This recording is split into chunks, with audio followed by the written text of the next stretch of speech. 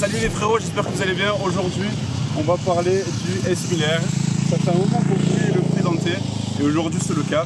Avant de parler de la moto, sachez qu'on va être présent pour la première fois au salon du 2 roues à Lyon le 25-26, donc samedi et dimanche. On sera sur place, on n'a pas de stand pour le moment. En revanche, on va être présent pour vous voir. On va aussi vous apporter des sweats, des t-shirts, des porte-clés. Donc tous les frérots qui veulent passer commande, contactez-nous sur Instagram, comme ça on pourra préparer ça et vous envoyer directement ça sur place et se rencontrer. On sera présent au salon. Franchement, on va faire une petite vidéo dessus et ça va être sympa. Aujourd'hui, le S1000R, il n'est pas à moi, il est à un frérot. Et le frérot, c'est Anthony. Salut à tous, propriétaire de ce S1000R. Un peu ton parcours, c'est ta première moto, depuis combien de temps que tu l'as, tout ça. Moi, c'est Anthony, j'ai 33 ans. C'est ma deuxième moto. J'ai eu un Z800E bridé auparavant. Ça, c'est la deuxième que j'ai. Celle-là, elle est full, elle est en 165 chevaux. Okay. Je l'ai acheté, elle était en 106 chevaux. Tu l'as acheté à... Je l'ai acheté à BMW. Comment ça se fait que ça, enfin, c'est une quelle année pour que ce soit 106? Celle-là c'est une 2015. Je l'ai acheté à BMW Aix-en-Provence. Elle était bridée en 106 parce que le mec qui l'avait avant, il n'a jamais débridé. Et moi, quand j'ai acheté, on m'a dit est-ce que tu veux la débrider? J'ai dit oui, moi je la veux en full. Ouais. Et du coup, elle est censée sortir 165 chevaux, mais avec la ligne, je sais pas du tout combien. Ouais, parce que là, du coup, on a une. Ouais, parce que là, du coup, elle a la ligne complète de la RR, par contre. Mais le bridage, il se fait par rapport au fait qu'il n'y ait pas l'ABS, parce que. Non, il se fait en fait parce que dessus. Non, tu as l'ABS, la 2015. Oui. Ouais. Ah, voilà. Oui. Parce qu'en fait, dessus, tu as le mode dynamique et le mode dynamique pro. Bon, de toute façon, on verra ça après sur le tableau de bord. Le mode dynamique pro, en fait, il est en option. D'accord. C'est pas d'origine. Tu as les trois modes de conduite, donc la pluie, le normal route et sport. Et le sport. Après, le dynamique pro, par contre, t'es full toi-même avec la moto. Et... Ah, tu déconnectes tout sur ce mode-là? Ouais. Même l'ABS? Ce mode-là, non, sauf l'ABS. Ah, voilà, c'est ça. C'est toi, faut que tu restes appuyé sur le bouton. Tu déconnectes tout ce qui est aide au pilotage sur le...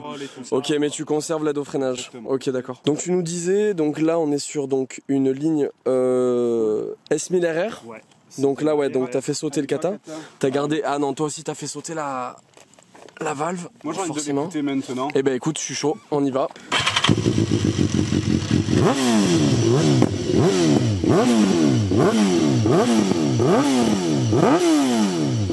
Ça change.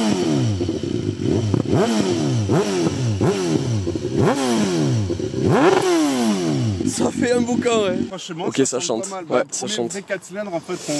Ouais, bah ouais, du coup, pour le coup. Et franchement, ça fait plaisir. Ça a combien de kilos ça? Parce que du coup, ah oui, c'est vrai, le rapport poids-puissance. C'est à 200 kilos si je dis pas de bêtises. Ouais. Là, actuellement, je crois qu'elle doit faire dans les 190 kilos, quelque chose comme ça. Ok, ouais, parce que tu dégages. Ouais, parce que du coup, ouais, tu enlèves déjà. Ah oui, c'est joli ça. Ouais, il y a les pièces carbone. C'est joli, j'espère qu'on le verra bien. Ça, c'est une vraie pièce carbone? Oui. Ça, c'est une vraie pièce carbone. Celle-là aussi, elle est en carbone. Okay. Il y a le guichen de l'autre côté, il est en carbone aussi. Ouais, j'ai vu le protège. Alors là, on voit bien avec le soleil. Et le passage de le garde il est en carbone. Là, on va bien voir aussi. Et regarde, c'est très joli, ça fait du beau matos, c'est très joli. Les gars, à savoir aussi, petit aparté, le frérot a fait le covering là où j'ai déposé la R1. Donc du coup, ouais. Mais du coup, regarde le cover, il est tarpin beau. Il y a un peu violet. Bah là j'ai le violet, voilà. C'est magnifique. Bah voilà, c'est bleu violet en fait selon l'angle que tu as, plus ou moins au soleil, et bah ça va ressortir. Et comme il a dit Axel, il a fait avant que nous on commence le covering.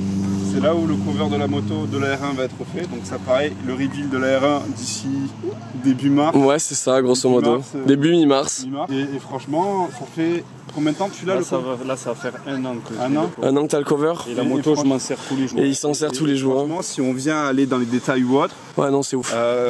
Bah, les gars, là, on est sur du vrai professionnel. Hein. Ça, c'est une petite preuve que toutes les personnes avec qui on tape, des gens qui font du vrai travail, c'est des pros. On travaille pas avec n'importe qui, on essaye vraiment de trier, on va dire. C'est vrai. Et la preuve en est, Anto a fait son cover là-bas. C'est vrai. Regarde, il y a même ça. Ah oui, il y a cette pièce en. Ouais, attends, je vais me décaler un petit peu.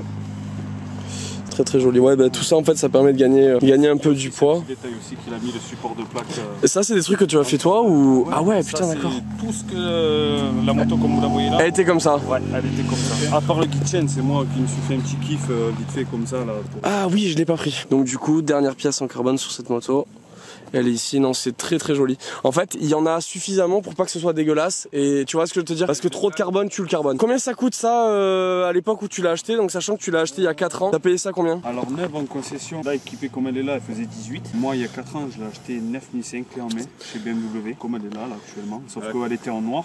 Et elle avait 7800 km. Ta première vraie moto, on va dire. Celle-là, ouais. Est-ce que tu as déjà pu essayer d'autres Roadster 1000 pour comparer J'ai essayé la dernière S1000R. Moi, je suis super déçu parce qu'elle n'a pas le même comportement routier que celle-là. C'est ce qu'on disait tout à l'heure. Au niveau moteur, elle est plus bridée. Les 165 chevaux, ils disent qu'elle a annoncé 165, mais j'y crois pas. Donc en fait, en gros, même moi, j'ai eu une expérience avec BMW.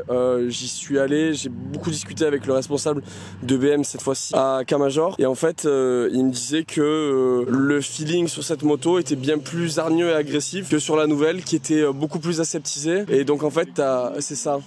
T'as moins cette sensation de pilotage, t'as plus cette sensation de conduite fluide et c'est vrai que la personne qui veut de temps en temps un peu se secouer, il va avoir un meilleur feeling sur celle-ci que sur la nouvelle. Celle-là, elle a un comportement routier, il est... Ouais, la partie cycle. Je le dis vraiment, elle m'a sauvé la vie nombre de fois incalculable parce que franchement, elle pardonne des erreurs que certaines motos pardonneraient pas et elle est incroyable, elle est vraiment incroyable. L'arrière, il se tire non, pas l'arrière trop. Non, parce que l'arrière, ce qui est bien du coup, c'est que comme du coup il y a la suspension pilotée dessus, l'avantage qu'il y a, c'est que quand ma femme monte derrière, du coup je peux la durcir donc en mettant deux pieds. Oui, tu durcis l'arrière parce que du coup plus de poids sur la moto et tout ça. C'est vachement bien ça. Du coup le comportement routier il change pas.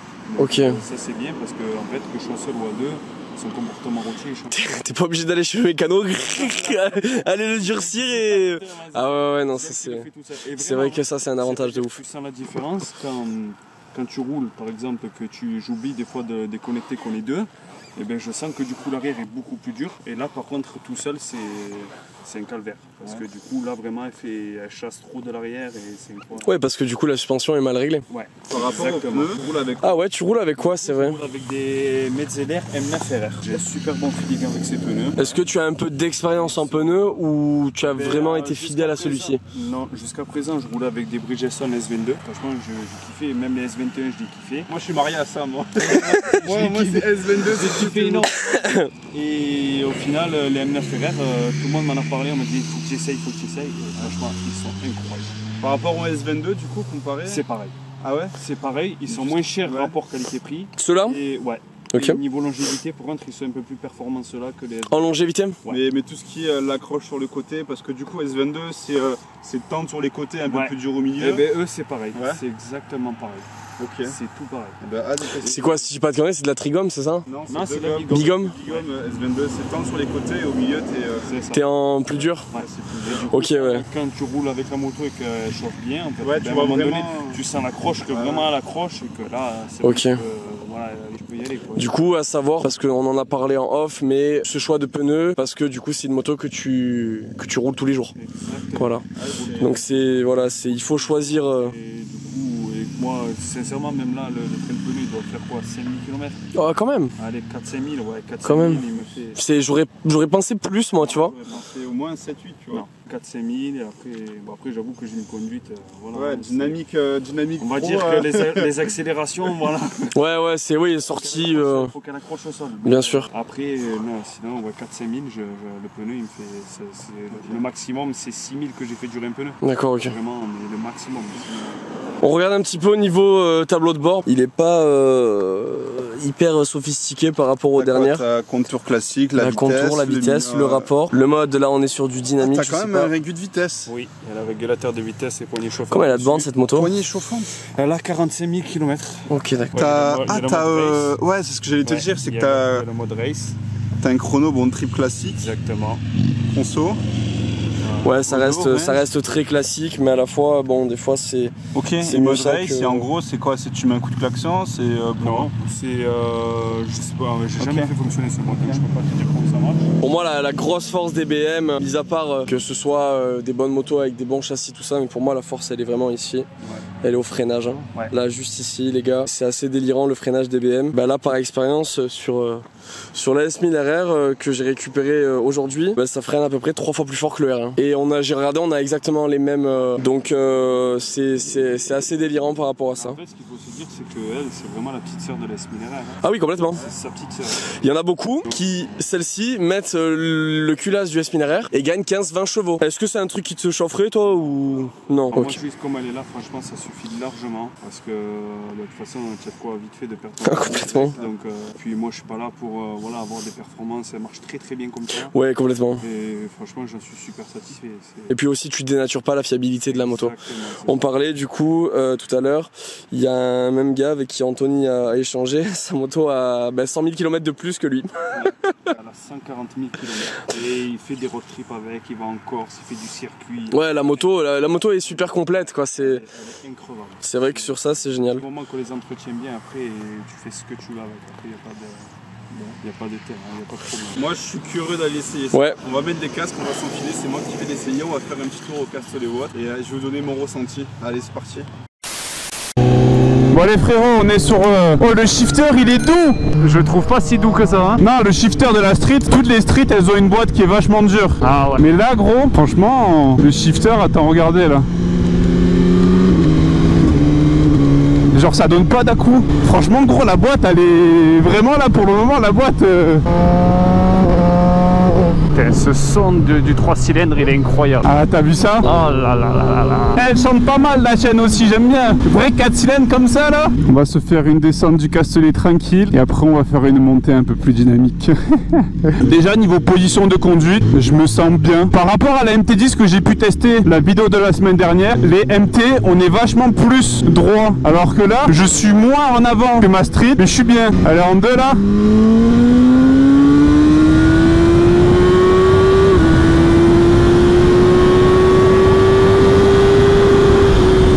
Je capte comment... Ouais c'est ça, c'est 4 cylindres en ligne. Alors en fait j'ai l'impression que c'est comme ma street, mais du coup elle allonge beaucoup plus, tu vas plus vite. Mais là par rapport à l'axel que j'ai pu faire, franchement genre t'as pas ce coup de pied au cul, tu vois. Comme tu peux avoir sur une MT10 où vraiment tu fais ça, tu t'envoies et tout. C'est ça. Et la moto en vrai pour avoir une petite street, je la trouve assez maniable. Enfin maniable, elle est pas lourde tu vois, genre c'est pas une corvée de l'avoir en roulant quoi. Après une fois que tu la connais vraiment bien, que tu sais comment elle se comporte et tout, franchement c'est joué. C'est vraiment joué.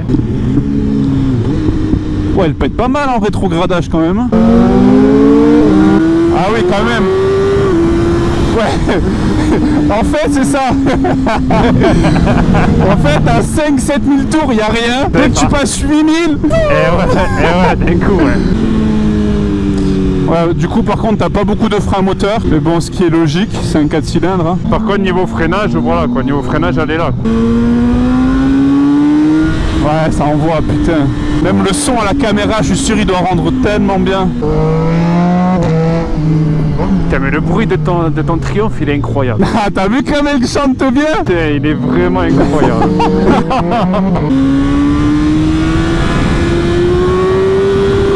Oh, le son du rupteur. Oh, le passage au shifter. Ça fait bizarre de voir sa moto de dos comme ça. Ah bah, tu la trouves comment? Ça va? Elle est assez belle pour toi? Ah, elle est bien, elle est bien. Eh ben franchement là, de la petite descente, elle fait pas peur je trouve. Mais tu vas voir, franchement, après elle te met bien en confiance. Hein. Non, franchement, partie cycle, quand tu la prends bien. En plus, toi qui es grand du coup dessus, tu vois, c'est ça qui est bien parce que du coup tu t'adaptes bien dessus quoi. Ouais, complètement.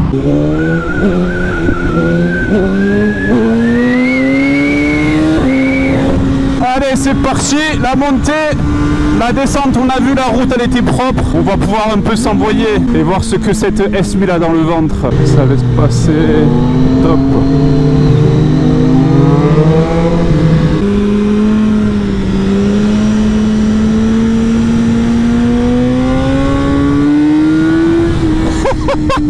C'est trop bien. Ah putain, je me régale. En courbe, elle s'envoie. Putain, c'est un rail en courbe. Allez les frérots, cette route vous la connaissez, tout le monde la connaît. Putain, ça tracte et ça envoie. Ah, je me régale. Mais moi je me régale avec la tienne aussi. Hein. Elle est vraiment pas mal, hein. Elle est vraiment pas mal. Hein.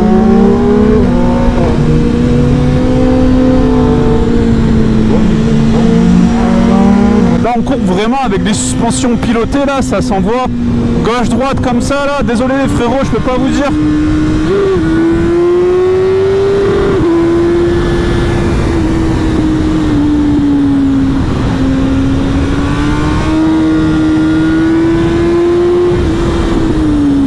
Ah ouais, le freinage là, je viens de faire un freinage un peu forcé, je peux vous dire que putain ça freine. Ça freine et c'est intérêt de freiner avec le nombre de chevaux que cette bécane là. Là je suis en dynamique, je vais essayer de me mettre en dynamique pro pour voir si ça lève un peu.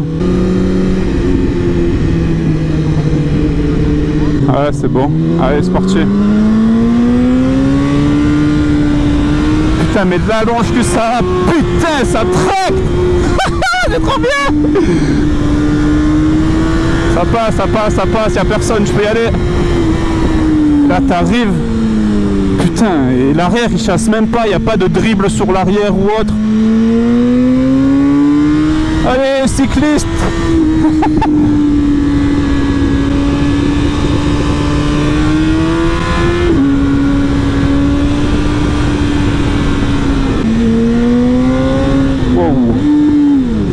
Oh, elle m'a encore mis un neutre, tu vois. Là, tu vois, j'étais en 2, j'ai passé, et le neutre, j'ai pas appuyé assez fort, le neutre il s'est mis.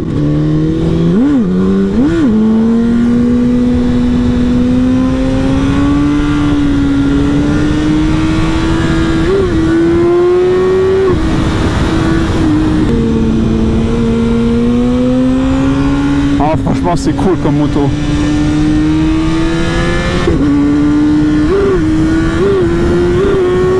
J'arrive pas à la lever. Coup d'embrayage, j'arrive pas à la lever. Et pourtant, normalement, elle se lève toute seule. Hein. Ah, il faut que je sois un peu dans les tours ou quoi? Non, franchement, moi je kiffe là, un petit 1000 comme ça.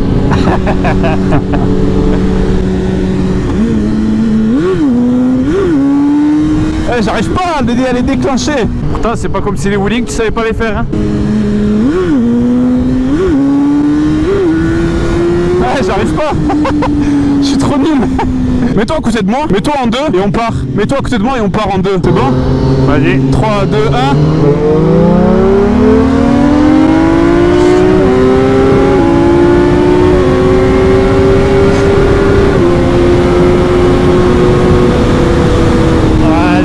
Ça n'a rien à voir. Tu la sens quand même la différence de chevaux. Ah ouais, là, largement. J'arrive pas à la lever, putain, ça me saoule.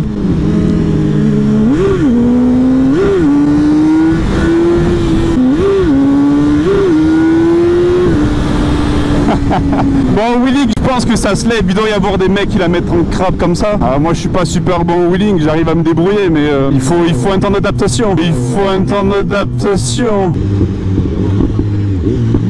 Putain, les retours, franchement, et la ligne, elle chante bien. C'est pas trop, c'est moins que ma street quand même, mais c'est agréable quand tu es dessus, tu vois. Franchement.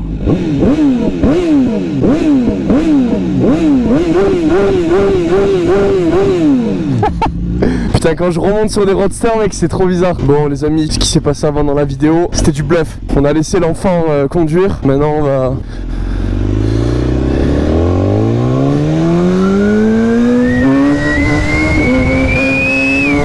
Eh, ça va, ça lève pas, Angie, on va la balle, gros. Il faut un temps d'adaptation.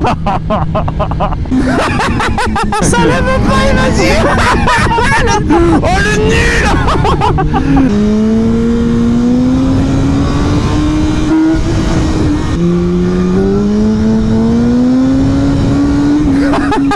Oh, c'est trop joueur.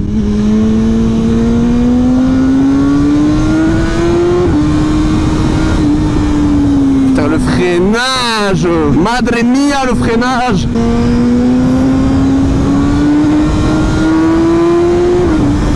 Ouais, ça watt, hein. Ça watt de ouf, hein.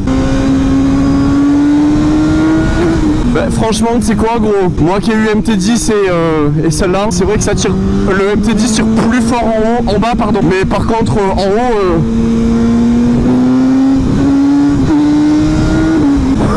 Ouais, c'est rigolo. C'est très rigolo. C'est très rigolo. Allez!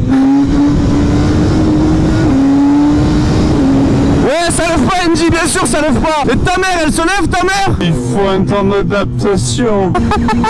Oh non mec, c'est trop joueur. C'est trop joueur, c'est trop rigolo. On va faire demi-tour ici.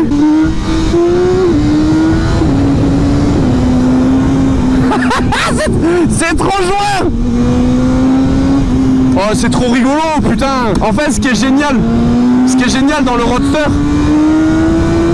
c'est que c'est plein tout le temps en fait. Comparé à une sportive où il faut un peu plus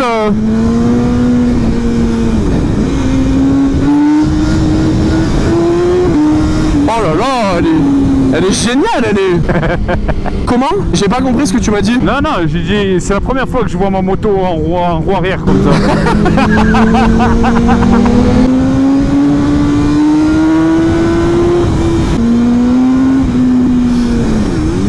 Ouah, le freinage!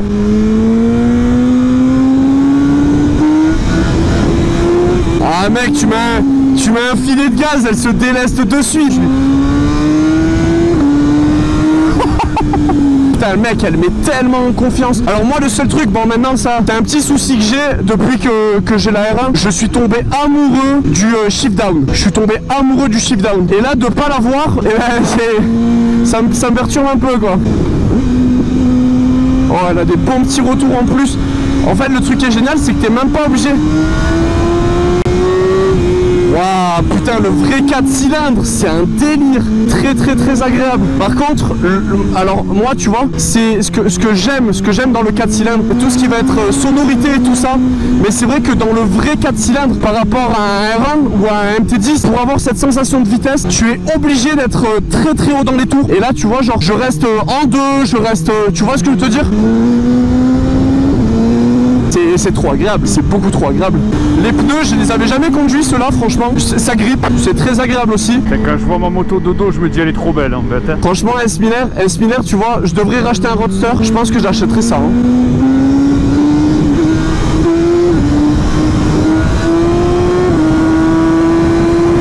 Mec, ça marche très bien, ça marche super bien. Et Andy, il a dit ça se lève pas, il a dit.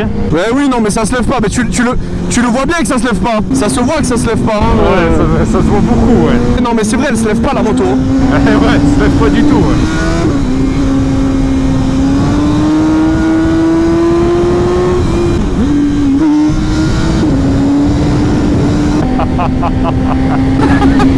C'est trop rigolo. Ah, il est trop chaud. Rigolo. Ah, il est trop chaud, il est chaud. Merci beaucoup. Ah, je savais que toi au moins tu allais la lever, c'était sûr, c'était obligé. Ah mais Andy il a pas l'habitude de conduire des motos puissantes entre guillemets. Ouais, c'est ça. Ouais non, ça se lève pas. Hein. On pourra confirmer à Andy que ça se lève pas, on peut lui confirmer.